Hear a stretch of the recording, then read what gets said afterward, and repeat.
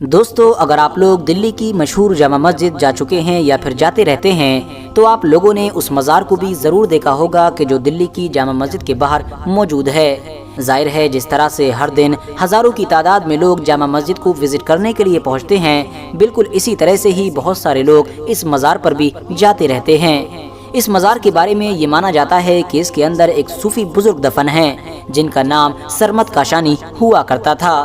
ان بزرگ کے چاہنے والے لوگ ان کو سرمد کاشانی کے علاوہ سرمد شہید کہہ کر بھی پکارتے ہیں۔ وہ اس لیے کیونکہ اتہاس کے مطابق بھی سن 1661 عیسوی میں سرمد کاشانی کو شہید کیا گیا تھا۔ اور جانتے ہیں کہ سرمد کاشانی کو شہید کروانے والا کون انسان تھا؟ تو دوستو، آپ کو جان کر شاید حیرانی ہوگی کہ وہ انسان کوئی اور نہیں بلکہ مغل سلطنت کے سب سے طاقتور بادشاہ یعنی اورنگزیب عالمگیر تھے۔ سرمد نام کے یہ بزرگ نہ صرف کھلے طور پر یعنی بھرے مجمع میں اپنے کفر و الحاد کا اظہار کیا کرتے تھے، بلکہ اپنے جسم کو ڈھانپنے کے لیے کسی طرح کے کسی کپڑے کا بھی استعمال نہیں کیا کرتے تھے، یعنی ہمیشہ کھلے سڑک پر ننگے رہا کرتے تھے۔ لہٰذا سن 1661 عیسوی میں ایک لمبا مقدمہ چلنے کے بعد ان کو اورنگزیب عالمگیر کی طرف سے موت کی سزا سنا دی گئی تھی۔ مگر یہ بھی حد سے زیادہ حیرانی کی بات ہے کہ کفر اور گستاخی کی وجہ سے مغل سلطنت کے بادشاہ یعنی اورنگزیب عالمگیر نے جس انسان کا سر قلم کروایا تھا، اس انسان کو آج کے دور میں ہماری دنیا کے ہزاروں بلکہ یہ کہیے کہ لاکھوں لوگ ایک بزرگ بلکہ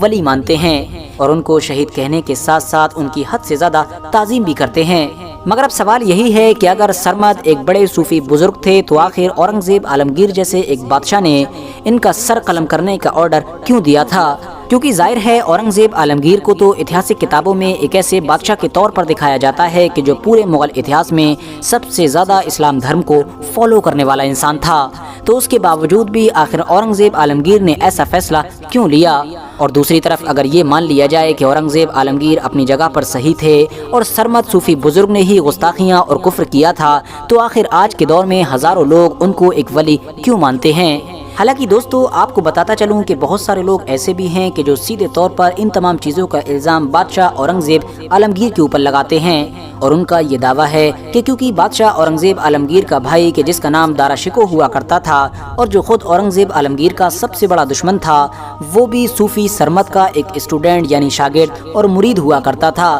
اور حد سے زیادہ ان سے محبت کیا کرتا تھا۔ اسی لیے سیاسی رنجش کی وجہ سے بادشاہ اورنگزیب عالمگیر نے صوفی سرمد شہید کو قتل کروایا تھا۔ تو چلیے آج کی اس ویڈیو میں ان تمام چیزوں کی ریئلٹی کو جاننے کی کوشش کرتے ہیں۔ RH نیٹ ورک کے نالجبل فرینڈز بنیادی طور پر سرمد ارمینیا کے رہنے والے تھے، جو ارمینیا کے ایک حد سے زیادہ امیر یہودی گھرانے میں پیدا ہوئے تھے۔ اب کیونکہ اس دور میں ہندوستان پوری دنیا میں تجارت یعنی بزنس کا سینٹر مانا جاتا تھا، تو اسی لیے اب سرمد نے بھی زیادہ سے زیادہ پیسہ کمانے کے لیے ارمینیا سے ہندوستان کا سفر کیا تھا اور سب سے پہلے سندھ کے ایک مشہور شہر یعنی ٹھٹا میں آ کر قیام کیا تھا۔ ٹھٹا بھی ان دنوں ایک خوشحال اور تجارتی شہر یعنی بزنس کے لائق شہر مانا جاتا تھا۔ ایسا مانا جاتا ہے کہ یہاں پر آ کر ہی سرمد نے اسلام دھرم قبول کر لیا تھا، مگر بہت سارے اسکالرز آج بھی ایسے ہیں کہ جو ان کے اسلام دھرم قبول کرنے یا نہ کرنے کو لے کر شک میں پڑے ہوئے ہیں۔ فی الحال دوستو، ٹھٹا شہر میں ہی پہلی بار سرمد کی ملاقات اوے چند نام کے ایک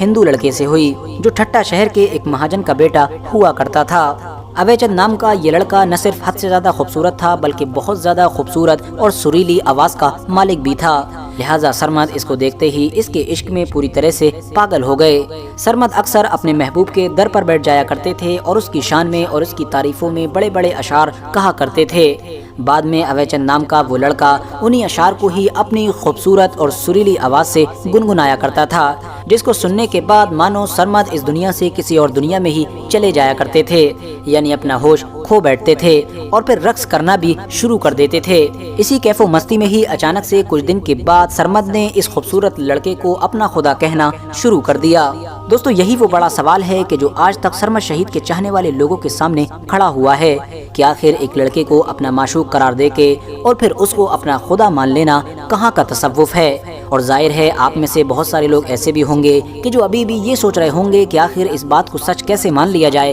کہ سرمد شہید نے ایسا کیا تھا۔ تو میں آپ کو بتاتا چلوں کہ ان تمام چیزوں کا ذکر آج بھی سرمد شہید کے ربائی میں موجود ہے، آپ لوگ ان کے اشعار میں دیکھ سکتے ہیں۔ धीरे धीरे जब अवय चंद और सरमत के इश्क के किस्से पूरे ठट्टा शहर में मशहूर होना शुरू हुए तो महाजन के जो अवय चंद का बाप हुआ करता था उसने अपने खानदान की बदनामी से बचने के लिए इन दोनों की मुलाकातों पर पाबंदी लगा दी और साथ ही साथ सरमत को ठट्टा शहर छोड़ने पर मजबूर कर दिया। ठट्टा शहर छोड़ते ही उनके महबूब की जुदाई ने उनको इस कदर मजनू कर दिया था कि वो इस हालत में अपना माल तिजारत और तमाम मालो दौलत लुटा बैठे। इवन बदन पर मौजूद कपड़ों से भी वो पूरी तरह से बेनियाज हो गए थे और पूरी नंगी हालत में ही वो सड़कों पर मारे मारे फिरा करते थे। ठट्टा शहर से निकाले जाने के बाद अब सरमद ने इसी हालत में ही दिल्ली की तरफ रुख किया था, जो उस दौर में मुगल सल्तनत की राजधानी भी हुआ करती थी। याद रहे कि जब सरमद दिल्ली पहुंचे तो दिल्ली में बहुत सारे लोगों ने सरमद को इस हालत में देखा तो वो अक्सर इनके पास आकर बैठ जाया करते थे। धीरे धीरे बैठने वाले बहुत सारे लोग अब उनके मुरीद बनना भी शुरू हो गए थे।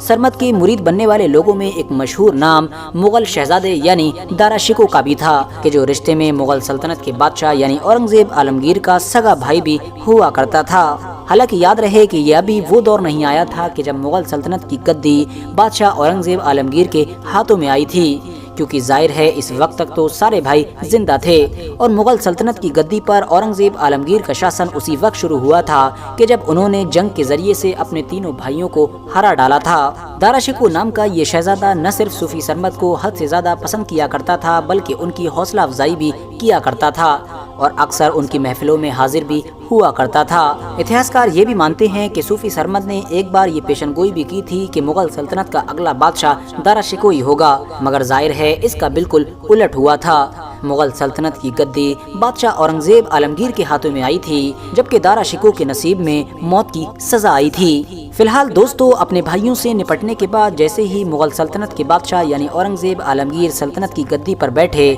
तो उन्होंने पूरी सल्तनत में गैर शरई कामों पर रोक लगानी शुरू की और ऐसे हालात में सरमद की भी पकड़ की गई। सरमद को बादशाह औरंगजेब आलमगीर के ऑर्डर पर दरबार में हाजिर किया गया और फिर काजी मुल्ला अब्दुल कवी को ये हुक्म दिया गया कि वो इस्लामी अकाइद से रिलेटेड सरमद से सवाल जवाब करें। लिहाजा काजी मुल्ला अब्दुल कवी के सवाल जवाब के दौरान सरमद ने न सिर्फ अपने कुफ्र व इल्हाद का ऐलान किया बल्कि इस्लाम के बारे में कुछ गुस्ताखाना अल्फाज भी कहे। जब भी काजी मुल्ला अब्दुल कवी की तरफ से सरमद काशानी को कलमा पढ़ने के लिए कहा जाता तो सरमद काशानी सिर्फ ला इलाहा कहता यानी इल्लल्लाह नहीं कहा करता था। कई बार जब ऐसा हुआ तो बादशाह औरंगजेब आलमगीर ने सरमद काशानी को न सिर्फ तौबा करने का ऑर्डर दिया बल्कि पूरा कलमा पढ़ने का भी हुक्म दिया, मगर इसके जवाब में सरमद काशानी ने कहा कि अभी वो आगाही और इदराक के उस मकाम तक नहीं पहुंचा है कि उसको खुदा के वजूद का यकीन हो सके, लिहाजा अभी वो इतना ही कलमा अदा करेगा। इतना ही नहीं दोस्तों, बादशाह औरंगजेब आलमगीर के ऑर्डर पर भी सरमद काशानी ने कपड़े पहनने से और अपना बदन ढकने से इनकार कर दिया था।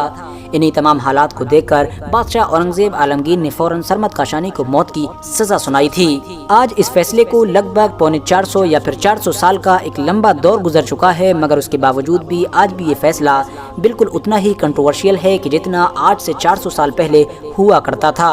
क्योंकि आज भी जहां एक तरफ बहुत सारे लोग सरमद के कत्ल का इल्ज़ाम सीधे तौर पर औरंगजेब आलमगीर के ऊपर लगाते हैं और कहते हैं कि औरंगजेब आलमगीर ने सरमद काशानी को कत्ल सिर्फ और सिर्फ अपनी अनापरस्ती और अपनी आपसी रंजिश की वजह से किया था, तो वहीं दूसरी तरफ बहुत सारे लोग इस मामले में बादशाह औरंगजेब आलमगीर को सही ठहराते हैं और उनके मुताबिक सरमद काशानी ने जो कुछ भी किया था वो इस्लाम के खिलाफ हुआ करता था। फिलहाल दोस्तों, ये फैसला सही था या फिर गलत, ये चीज़ हम आप लोगों के ऊपर छोड़ देते हैं। आज की इस वीडियो के कमेंट्स बॉक्स में आप लोगों को ये जवाब ज़रूर देना है कि आखिर आपके मुताबिक ये फैसला कैसा था।